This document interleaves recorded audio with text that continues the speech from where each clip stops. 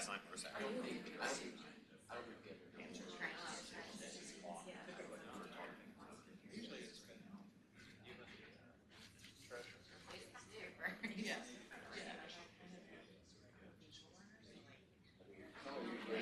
You're like, Mark, it's gone. So we'll see.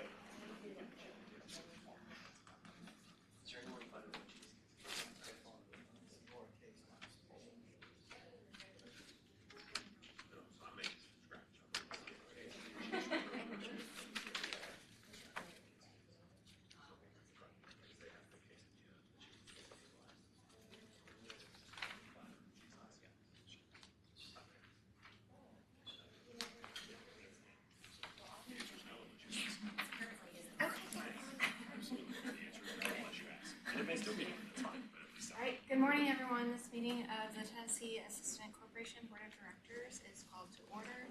Do we have anyone joining us virtually at this time? I don't believe we have no one virtual. All right, Madam Secretary, will you please call the roll? Chrissy Freeland? Present. Dr. Cameron Kahn? Ashley Neighbors? Here. Lance Iverson? Here. Craig Turner? Here. Deborah Knoll? Here. Dr. Heidi Lemming? Here. Dr. Linda Martin? April Wolfhard? Here. Cyrus Gattenduce? Maya Leon? Chairwoman, you have 8 members present and a quorum. Thank you. We'll move on to our third item, public comment. Director Gentile, has anyone requested to speak? Madam Chair, no one has requested to speak. Okay. Next is adoption of the agenda. You have a copy in your board packet. I'll entertain a motion in a second to approve the agenda. So moved. Second. Seconded. Motion has been moved and seconded. Any further discussion? Seeing none, all those in favor say aye. Aye. All those opposed say nay. The motion carries. Next is approval of the minutes from this September 26, 2023 board meeting. There is a copy in your board packet. Are there any recommended corrections to the minutes? From the roll passes still correctly. So noted. Thank you. Any other? Seeing none, I'll entertain a motion and a second to approve. Motion to approve. Motion. Second. The motion has been moved and seconded. Any further discussion? Seeing none, all those in favor say aye. Aye. All those opposed say nay. The motion carries. Next is the chair's report, which I would like to welcome our newest board member, Dr. Cameron Kahn. Welcome. She is the new president of TACUA. Many of you know that Dr. Presnell recently stepped down, and so we welcome you and look forward to your service on this board. For the executive director's report, Director Gentile, you are. Thank you, Madam Chair, and I'll be brief. I just want to welcome everyone here today. And thank you for the correction on the minutes. We did not formally change the name of TASA, so we'll make that correction on board. Thank you very much. Welcome. This is, for me, an opportunity for us to review successes from the prior year and chart a path forward, and making new recommendations on how to streamline what we're doing and how to do it better. Last year, for the class entering from high school, class of 2023 into fall 2023, we saw the largest jump in college going rate by percentage points that we've seen since Tennessee Promise was put forward. In our public sphere, we saw a 2.7% increase in our enrollment across the sector. And that had downstream effects on our financial aid. We had 12,000 more recipients of the TELS program, increasing expenditures of TELS by nearly 5%. And we also had an increase in our TSAA expenditure by nearly 2%. So with success in enrollment, we'll see success in growth in our financial aid dollars. This year, the numbers are early, 14th day enrollment. We just collected as of last week. We're seeing about a 2.6% increase in undergraduate enrollment, a good rebound from the times of the pandemic, including a 4.8% increase in our community college sector, which is great news, and a 1.3% increase in our university sector. I've asked Tim Phelps to give a presentation today on dual enrollment grant and the growth in that program over the last few years. We have been seeing a gigantic growth in expenditure of 22% in dual enrollment grant from 2 years ago to last year. And that is tracking with a 20% increase in dual enrollment participants.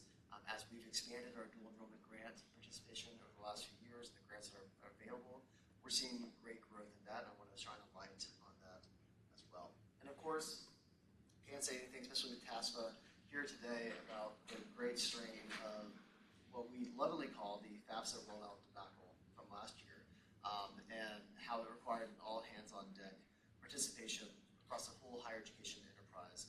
I want to thank all financial aid counselors who played a gigantic role in that, and I know that institution presidents are trying to stave off burnout from that cohort, and we saw it in our access team as well. I asked Leanne from our access team to give an update on the FAFSA rollout and the success we had in that and the challenges as well, so thank you for that. Looking at, just as an example of our first recommendation for the budget, and an increase in TSAA is put in front of you. I just want to take a moment to remember Dr. Claude Presnell, former TASA president, who served on this board here for nearly 3 decades, 30 years, 28 years in total. He was a tireless advocate and increasing our need-based aid and really increasing all of our financial aid opportunities. We're going to miss him. We are working with the administration to give him a commemorative flag that's been flown over the Capitol in his honor. We'll send that on to him as well. But I'm going to stop talking about Dr. Presnell and start talking about Dr. Khan. And welcome her here as the new president for TASA. She met with our team about 3 weeks ago, and we had a fantastic conversation with her. She's going to be a spark immediately in that space. We're looking forward to working with you here and for the next 28 years as well. So welcome. With that, Madam Chair, I'm done my executive report. Over to you. Thank you, Director Gentile. Next is the TASA President's Report. April, do you have anything to report on? Just have a few notes. Good morning, everyone. Thank you for having me here. I'm here on behalf of President Samantha Sullivan. She was not able to be here today, so I'm the TASA President-elect. So I'll be President next year, so I'll get to see me again next year. But we just wanted to, first of all, express our appreciation to TSAC for your continued support of TASA. It's extremely beneficial not only to us, but to our constituents and members that we serve to have your continued support, whether it's having presentations at our conference in the spring or allowing your employees to serve on our board who have been instrumental in TASA's success over the years. I know Robert and James have both served on the board and presented at conferences. Leah Llewellyn, Jason Z, Marion Dill have all been instrumental in helping TASA over the years and also in this past year with all the struggles that we've had. So I just really want to reiterate our appreciation for your support there. We do have a few items coming up. We have our fall training in October 14th through 24th. So for anyone who's not familiar with that, we hold trainings across the state. We do 4 locations across the state in conjunction with TSAC to offer a new aid officer workshop one day, and then a fall training for more seasoned financial aid professionals on the second day. And it is very successful every year that we've held it. They just opened registration for that yesterday, so we're really looking forward to that in the coming weeks. And then we have our annual conference this spring. It will be April 13th through 16th in Murfreesboro at Embassy Suites. I know one item that everyone always looks forward to is usually, I think it's Tuesday morning, we usually have an update from you all, which is always really beneficial to our membership as well.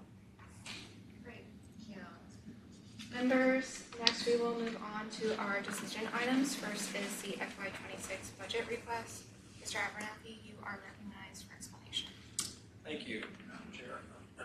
So, our budget request for the year 2025-26, got that at tab A, 1A. The first page is really just an overview, but the second page has a little more detail. So this is really broken down into 2 parts. The first part is the recurring budget that we'll be asking for, again, just the continuation budget of the current year, 24-25.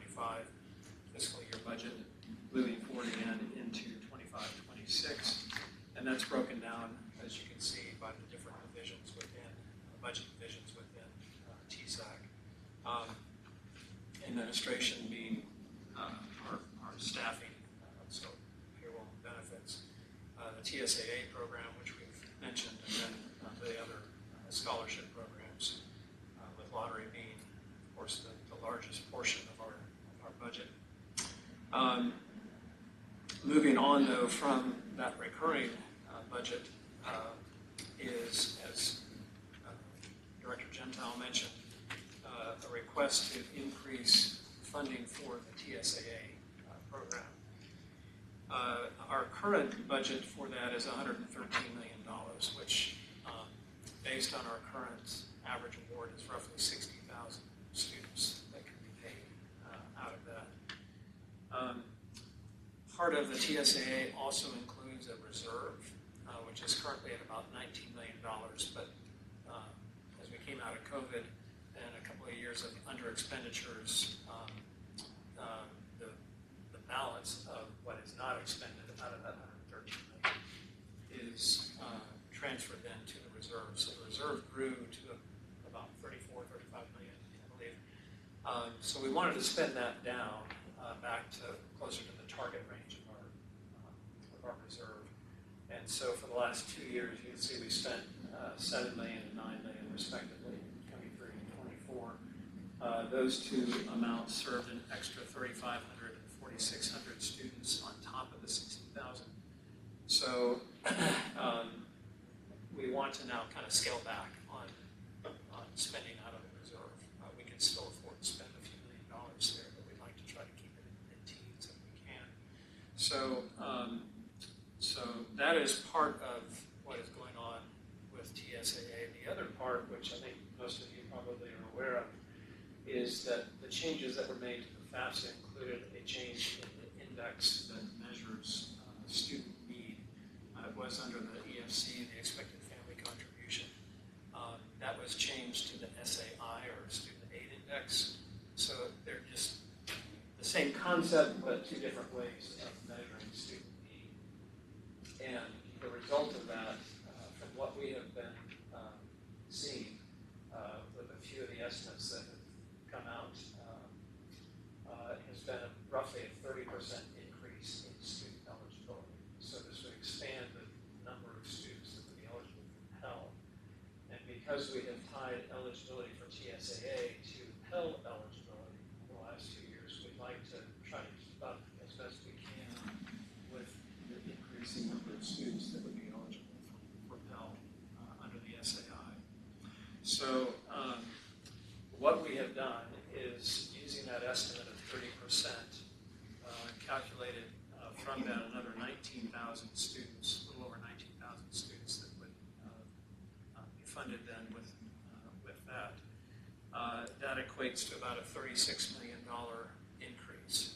And our intent with this is to split that up into 3 years of requests. So we've just divided that by 3. So the request is for $11.9 million. We would come back for the next 2 years asking for the same amount to get us to that 30%. Now, the one caveat here, of course, is that 30% is an estimate. That seems to be the best that's out there right now, but that could move up or down as we move forward.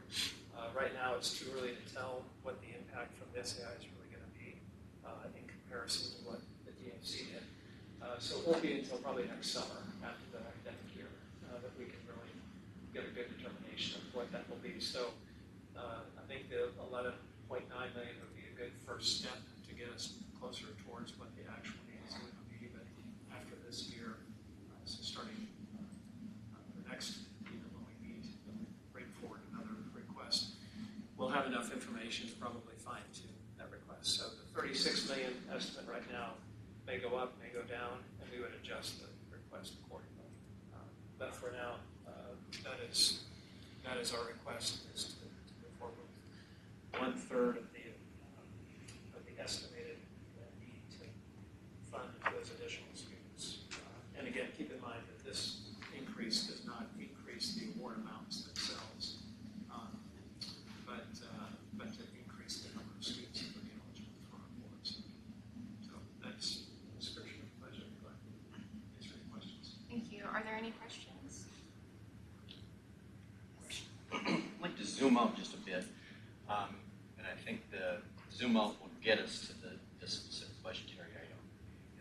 related to the intersection between the Promise program and the lottery funded programs and TSAC.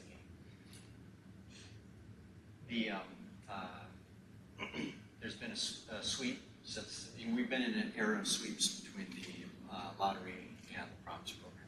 Given the expenditures in the Promise program over the years, one could imagine a world where the sweeps come to an end, that the earnings from the Promise Trust funds are sufficient to cover the cost of the Promise program. In that era where there's no sweeps to Promise, that'd be unattached dollars, theoretically. And one could imagine appropriators thinking about using those unattached dollars for some other reason, especially sports gaming money, which is less restrictive. Well, anyway, I think the public has a consciousness that their lottery and their sports wagering goes to fund students, go to college. So I guess connecting with this, has there ever been a thought to gaming out of the idea that at some point we could use some, instead of this 100% general fund for TSAA, use some of the potential sports wagering or other lottery money to cover this issue? That's my question. Well, we did actually fund some TSAA starting probably about 2004 or 5, maybe, for roughly 6, 7 years. I can't remember the dates. Years. Late 2000s, early 2010s, somewhere there. Yeah. So we did fund, I think it was about 6. We started at 6.8 and then went to 10. Yeah. So Lottery going into TSAA. lottery money going into TSAA. Yes. Eventually, when the economy improved, the legislature changed that back, rediverted the lottery funds back to lottery, and funded the ongoing increases that we did receive in TSA with 100% state dollars. So it's been done before. As you mentioned, we do have revenues coming in from the lottery corporation in excess of our expenditures, which gives us part of the buffer, or part of the reversion, or sweep rather, to the Promise. And then the other funding source are the sports wagering fees. We're very sensitive to the demands and the pulls on the sports wagering fees as well. We have seen a number of bills filed that would use those funds. That's roughly $70 million out of the 100, a little over $100 million in the sweep. So if those were to be diverted to some other purpose, that would leave us in the ballpark of $30 million of excess lottery funds. I don't know that any of us can speak so much to that. It's probably much more of an item, matter for the administration and the legislature to determine how those funds are spent. But we'd have very limited resources at that point, should the wagering fees be diverted.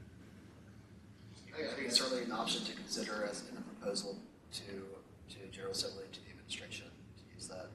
On the flip side, I've got 3 reasons why this recommendation is really important to me. One is to increase the amount of recipients who are receiving it. 2 is to tie it directly to the Pell Grant, which we've done the last few years and have to move away from, to simplify the message. And if you get the Pell, look at this grant too. But 3, it is related to that whole funding mechanism, which is an increase in TSA grants and lower the burden on the Tennessee Promise Endowment and what it needs to cover each and every year.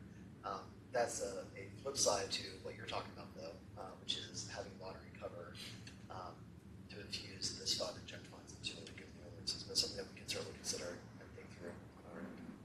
But we have not in recent conversations. So. Are there any other questions? Yeah. Okay, I'll entertain a motion and second to approve. So moved. Been moved and seconded. Any further discussion? All those in favor say aye. All those opposed, say nay. Yes. Any passes? Thank you. The motion carries. Next item is the rulemaking hearing rule for the Tennessee Step Up Scholarship. Mr. Phelps, you are recognized. Thank you, Madam Chair. For decision item B, we're amending the rule for the Step Up Scholarship. For those who may not be familiar with the program, it's an award for students with intellectual disabilities who are enrolled in a transition program to learn life skills. The programs vary in length from 2 to 4 years. The award amount is the same as the Hope Scholarship for the school type that the student attends. Currently, we have 6 institutions that participate, and we have about 100 recipients. We pay a total of about $400,000 each year. For the rule in front of you, we removed specific application deadlines and replaced it with language, which gives that authority to the executive director. This is consistent with language that we've placed in other rules. Also, these students have 16 months to enroll in an eligible institution. We are amending the rule to allow that 16 months to start when the student leaves high school, which could be after high school graduation. Some of these students will graduate but remain in a transition program for another year or 2. So we want those students to remain eligible if they choose to attend one of these programs. Finally, we replaced the appeals language with appeals language from the TASA rules, just for consistency purposes. Again, we've done that in other rules as well. So recommend passage of the rule and happy to answer any questions. Thank you. Are there any questions? Seeing none, I'll entertain a motion and second to approve the rulemaking hearing rule for the Tennessee Step Up Scholarship. I'll move it. For second. Second. The motion has been moved and seconded. Any further discussion? All those in favor say aye. Aye. All those opposed?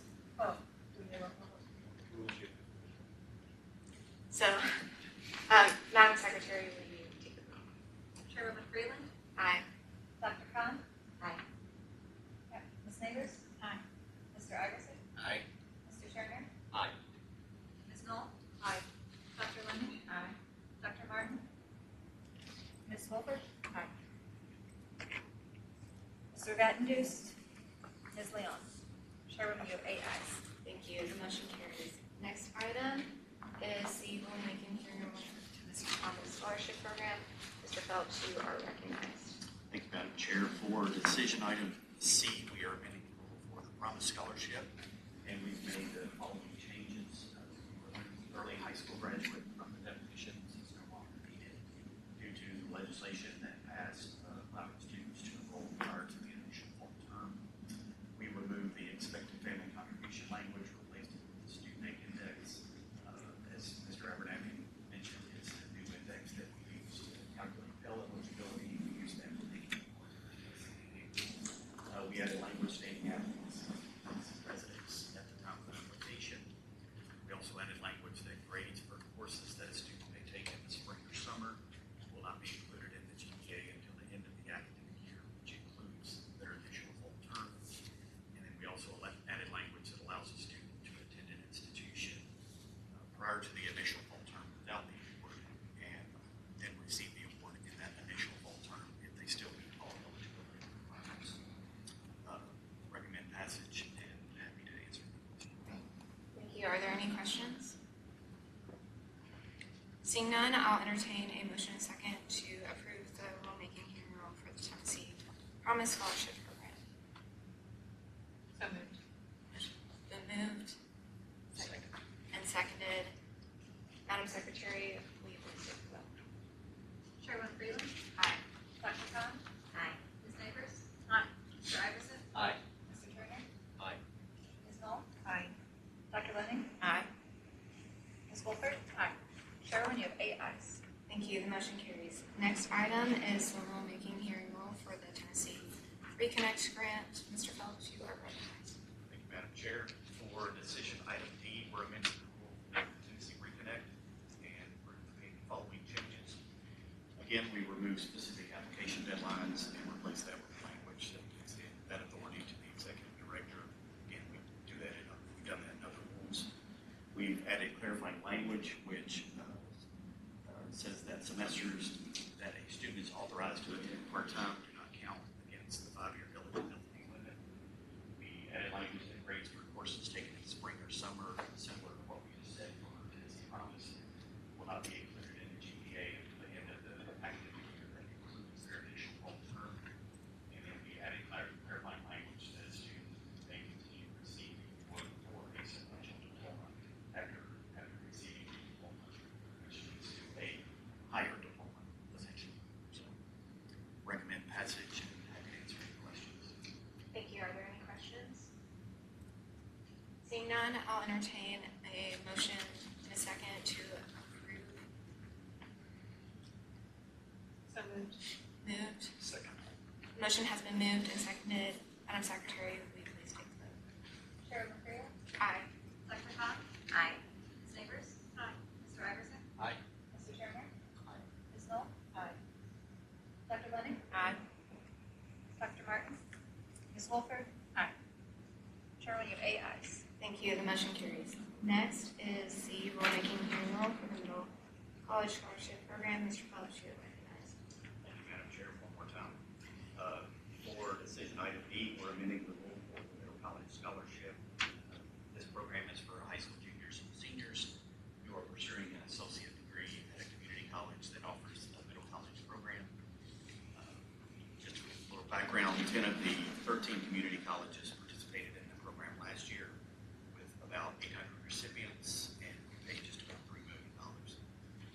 For the 22, this was something I was curious about. For the 22-23 academic year, we had almost 500 recipients, and of those recipients, we had 130 who earned an associate degree upon high school graduation as well, and those were numbers reported to us by those community colleges.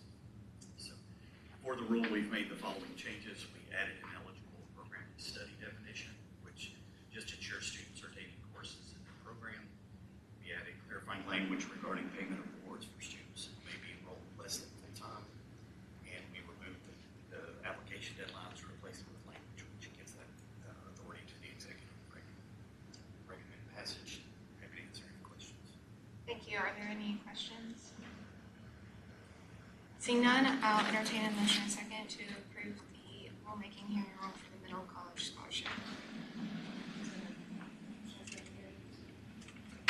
And seconded. Any further discussion? Seeing none, Madam Secretary, will you please take the vote? Chairman Freya? Aye. Dr. Khan?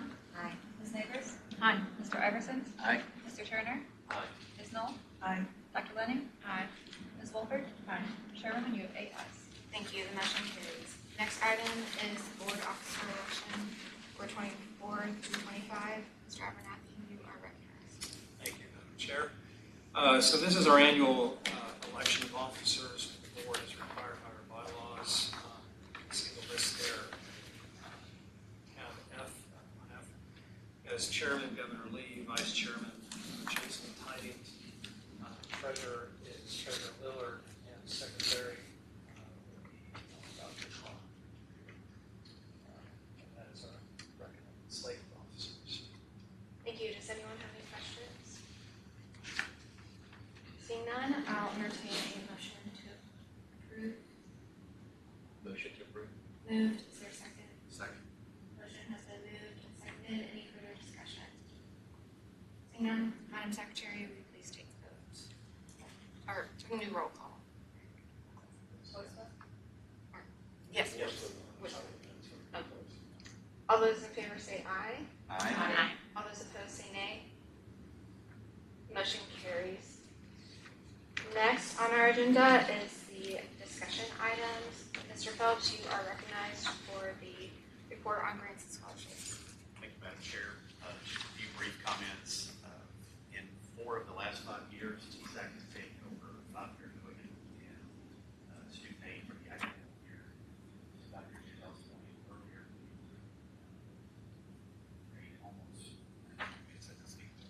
paid almost $600 million for this previous academic year, close to $590 million. So, and I say TSAC, we do that with TASA, and so, and all the financial aid officers that work with us with all of these programs. So that $590 million includes TSA, which we paid almost $122 million to almost 64,000 students, and that's the largest amount that we've ever paid from the program. So we have consistently been able to make a record amount of payments over the last few years. So very appreciative of that, and appreciative of the investment in the program from the administration.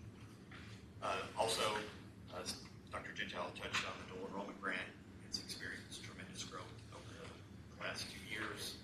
It's more than doubled from $29 million in 21-22 to $59 million last year for 23-24. It's a result of some significant legislative changes that we made to the program during the 22 legislative session. And I'll cover those in just a few minutes. For the current year, we have made TSA awards, and we did increase the student aid index that we initially designated at, or threshold that we designated at 3,500. We've increased that to 5,000. Doing that, we are wanting to make sure that we're fiscally responsible and not fully expend the $19 million that we've accumulated over the last several years. So we do intend to spend that reserve down to a range that was approved by the TSAC, or ballpark about the 10% range of state appropriations. So concludes my report. Happy to answer any questions. Any questions? Madam Chair, I'll just, last year at this body, I gave a presentation on dual enrollment growth and the need to evaluate and research how well dual enrollment is doing, especially as we're seeing these substantial growths in the dual enrollment grant. That's a great news story, but also we're required on our end to follow up on whether the money's going for good.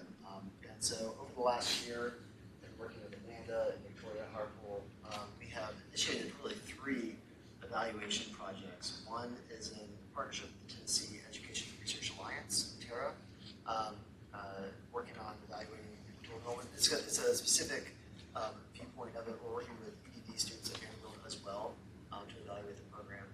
And we are a partnering state with DRC, a research group that's got a number of states that are working on looking at rural pipelines to college that will develop this as well. So we've got 3 evaluation projects that we are either partnering on or leading on in this space right now to identify good dual enrollment and where these funding is going. So thank you for that. Thank you. Dr. Gentile. Helps dual enrollment grant update. Yes.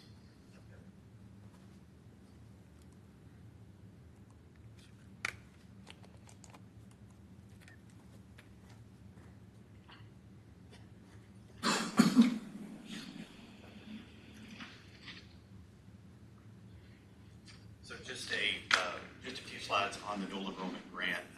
Really an overview, but the program is an award to high school students who are enrolled in post-secondary courses for which they'll receive college credit. A little background: the program started in the second year of TELS, so it's been around since 2005, 2006. It was interesting to point out that we had 5,500 recipients for the first year, and this year we're at 50, or this past year we were at 50,000. So maybe we've come a long way. $2 million in expenditures, and again, like we said, $59 million that we paid this past year. Starting out, the award amount was just $300 per course. Students were limited to essentially 1 course per semester, and obviously for juniors and seniors. The award amounts have changed over the life of the program from the $300 per course. We've had several funding iterations, essentially of $300 for a course, and then I think at one point we had $500 for courses 1 and 2, $200 for course 3. We wouldn't fund course 4, and then students could take courses 6 through 10 and get essentially $300 per course. So we mentioned those legislative changes in 2022. And obviously, as we've transitioned over the years, or the program has transitioned, we have fully funded, if you will, several courses. This 2022 legislative, these changes allowed us to pay tuition and fees for 5 courses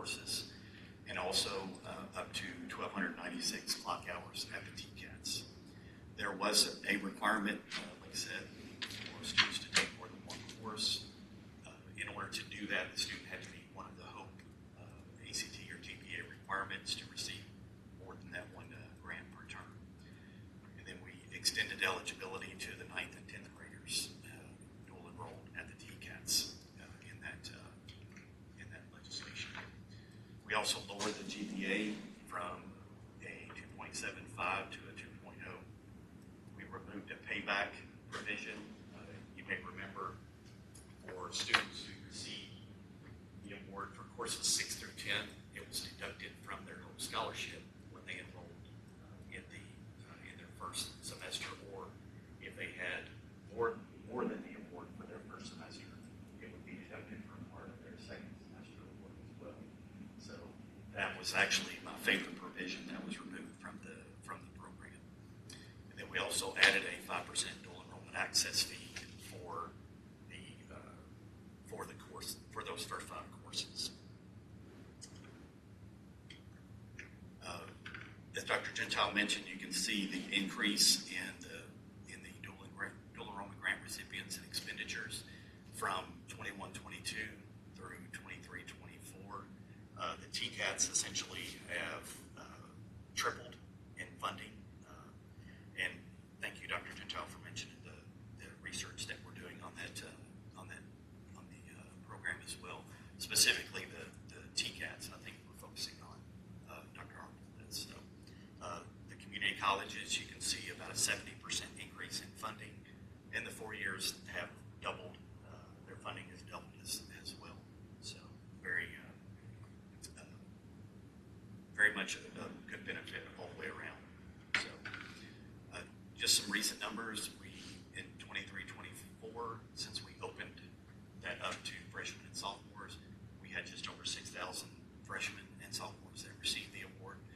Just mentioned the TCATs, Jackson, Northwest, Hohenwald. Those were the TCATs that really had more students, more freshmen and sophomores receiving the award. And then one thing as well, just students are allowed to receive up to 10 courses. The percentage of students receiving the award, essentially 30% for that first course, all the way through the 5th course. We just went through the 5th course, just given that we fully pay those amounts, so you can see the percentages there. And then was more curious than anything about how many students take those full 10 courses, and 1% of students actually pay. Happy to answer any questions.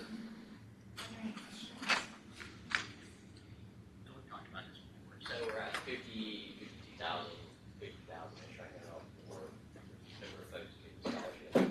What variables would impact that increasing in the future? I mean, do we think that'll increase, and what variables impact that for students that are actually Definitely. Did you want to say? I was saying, expert on that here, but Yeah, I'm happy to defer. No, you go ahead, and I'll jump in. Yeah.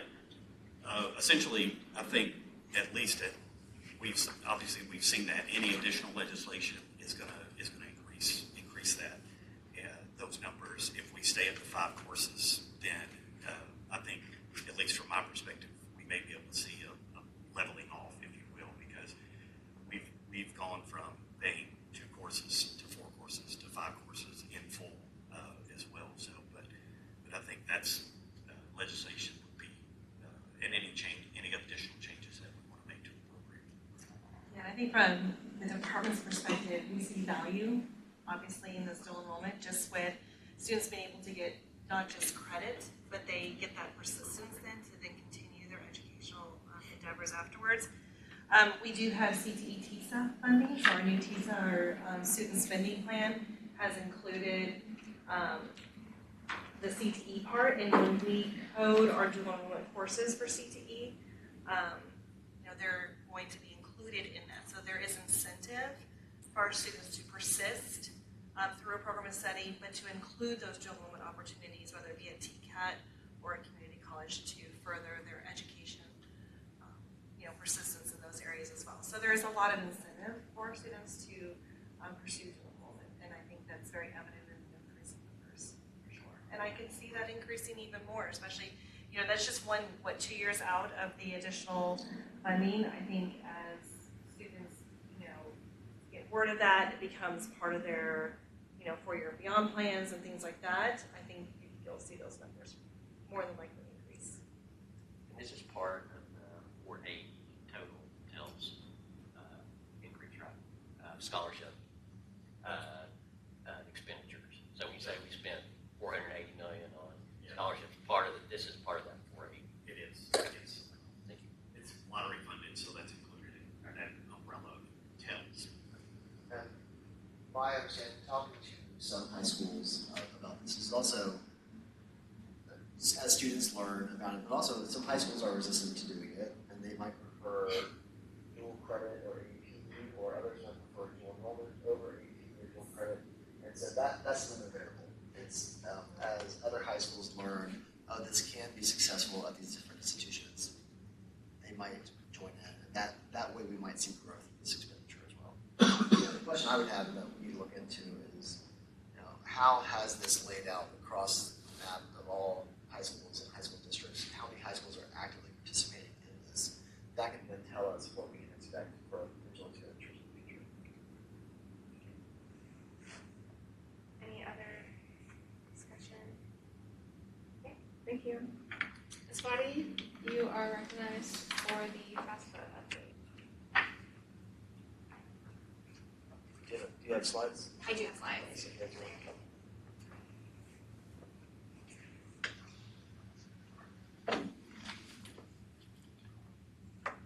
Thank you for inviting me today. My name is Leanne Body. I'm from the College Access and Outreach Bureau. I'll provide a brief update on FAFSA filing. So before we look at the data for this year, I wanted to start by recapping the FAFSA rollout. I know this isn't readable, but I thought this was a really good visual timeline of how the FAFSA release played out. Anything in red on the screen represents a delay, or any time the U.S. Department of Education was late in either releasing or updating the FAFSA. And orange represents errors in the FAFSA form itself. The blue items are just communication or conversation that happened nationally. And so you can see as time goes on, there's just a lot of red and orange continued delays. The FAFSA opened late December, and it didn't really function very well. And then this is the same information, but for the ICER files. ICERs are the output from when a student submits the FAFSA or completes the FAFSA. It's the data that TSAC receive and that institutions receive in order to award aid. And so we could see just numerous delays in getting that information out to the folks who are packaging aid. And so some aid packages were potentially delayed. That was a consequence of this. Despite a very challenging season, Tennessee consistently has really high rates of FAFSA completion. This is a dashboard from a national nonprofit called the National College Attainment Network, and they essentially rank states in order based on their estimated rates of FAFSA completion among high school seniors. Last I checked it, we were number 2 behind Puerto Rico. Typically, we battle it out for first or second place year to year. So some of Tennessee's high FAFSA filing rates are driven by promise, because it does incentivize FAFSA submission. There's also a lot of additional work going on behind the scenes to help support students complete their FAFSAs that also helps bump our FAFSA filing rates up. THEC leads an initiative called FAFSA Frenzy, which is really an umbrella term for a suite of resources, collaborative efforts, outreach, use of data. And just in the interest of time, I won't go too in depth here, but I will link to this information at the end. There's a lot of resources for students and families across the state. All right, so now we'll look at some of the data. This slide shows class of 2019 through the class of 2023, so it doesn't add in the most recent class yet, but I just wanted to describe what we're looking at. The top blue line represents FAFSA submission rates, and the bottom orangish line represents FAFSA completion rates. A FAFSA needs to be complete in order for the student to receive financial aid. So a submitted FAFSA that is incomplete may have errors or might have missing information, and a student would need to log back in and make corrections in order to ultimately receive aid. And so that's the difference between those two lines. So we can see over the past 5 years, our FAFSA filing rates have been high and honestly relatively stable, even despite the early 2020s. All right, so the next couple of slides will add in the class of 2024. This depicts what our FAFSA filing rates were at the original April 15th deadline for Tennessee Promise. And you can see that only 45% of students had a complete FAFSA at that time. I think this is more of a reflection of the issues with the FAFSA form itself versus where we would have been at that point in time, because back in April we were kind of in the middle of all those red and orange issues, and students were having a lot of trouble submitting just because of glitches and just issues with it. And the FAFSA also could not, or I guess federal student aid couldn't accommodate corrections yet. So if a student needed to make a correction, they were not able to do that. And so then the deadline was extended until May 15th. And we still had lower than usual FAFSA completion. We had a FAFSA completion rate at about 62%.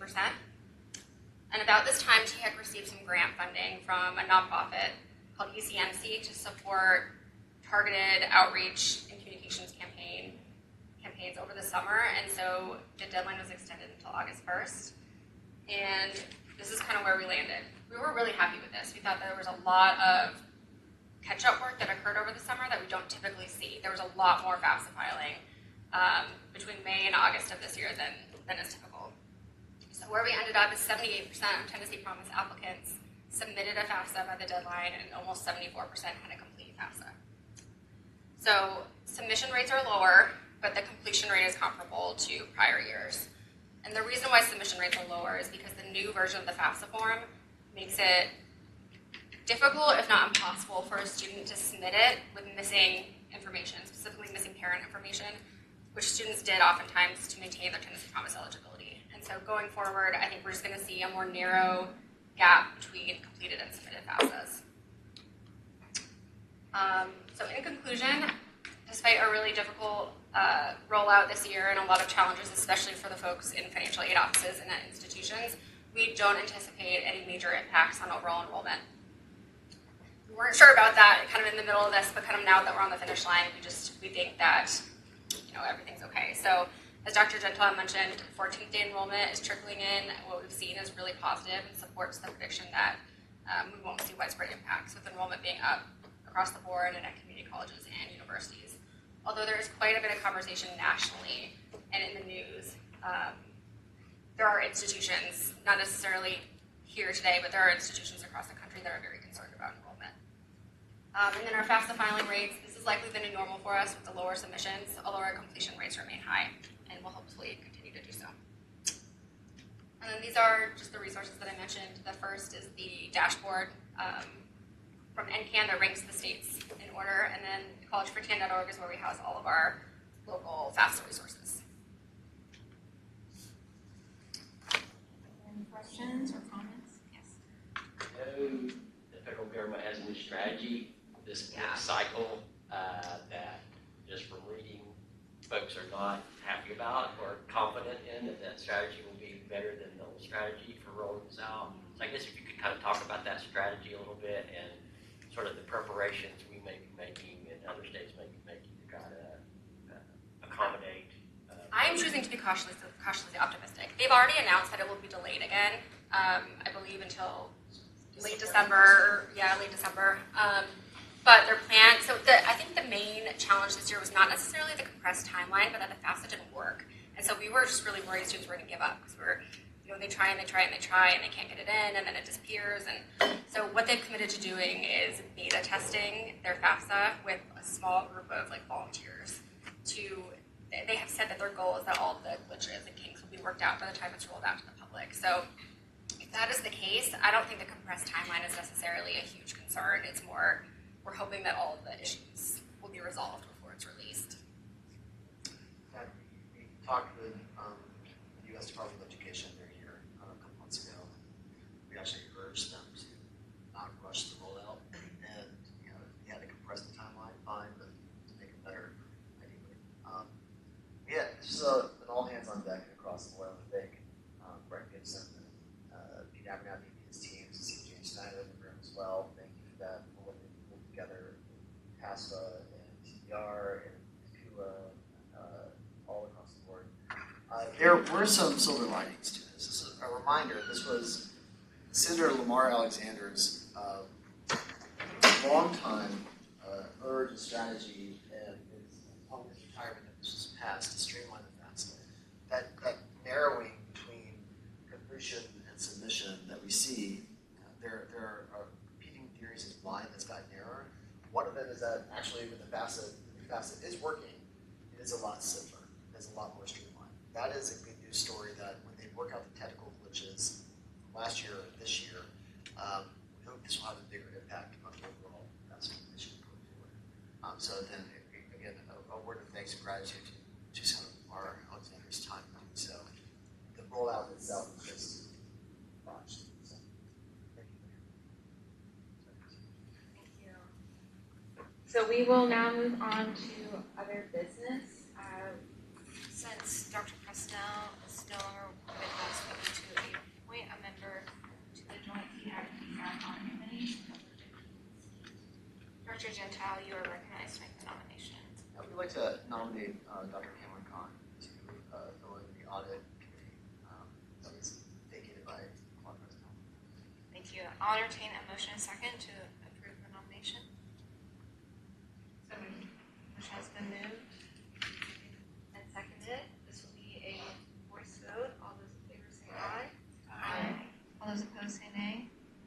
Motion carries. Is there any other housekeeping items? Yes. The conflict of interest for members in your packet, there is a form that we need to fill out and we submit it to. Just have them send that Okay. to Laura Kay, who submitted the emails to everybody prior to this meeting. Okay. Is there any other business coming from the board? Or you can fill it out, turn it in quickly. Oh, yeah, or you can fill it out. Seeing no other business, this meeting is adjourned.